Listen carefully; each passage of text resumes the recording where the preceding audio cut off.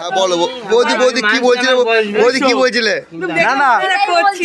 আমার ছোট ননদের বয়স 36 বছর। আচ্ছা আচ্ছা বড় ননদের বয়স তার থেকে বেশি নিশ্চয়। আচ্ছা। আর সব থেকে বড় হচ্ছে উনি, তাহলে ওনার বয়স কত? আচ্ছা আচ্ছা তাপসদা তুমি বলো, তাপসদা তুমি বলো তুমি কি বলছে বৌদি।